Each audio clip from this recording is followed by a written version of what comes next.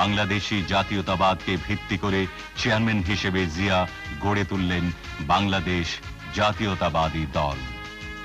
একদলীয় দুঃশাসন থেকে জাতিকে মুক্তি দিলেন জিয়া। ৭৯ সালের ১৮ ফেব্রুয়ারি জাতীয় সংসদের বহুদলীয় নির্বাচনে জিয়ার নেতৃত্বাধীন বিএনপি লাভ করে নিরঙ্কুশ সংখ্যাগরিষ্ঠতা। নির্বাচনের পর জিয়া জাতির উদ্দেশ্যে বলেন, ব্যক্ত করার সময় আমি এই ওয়াদা করেছিলাম যে নবনির্বাচিত জাতীয় সংসদের অধিবেশন শুরু হবার ১ সপ্তাহের মধ্যে সামরিক শাসন তুলে নেওয়া হবে।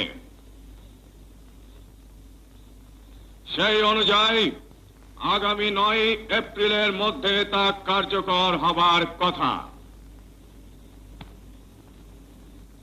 আমি এখন আনন্দের সঙ্গে ঘোষণা করছি যে এই মুহূর্ত থেকে দেশে সামরিক আইন প্রত্যাহার করা হলো।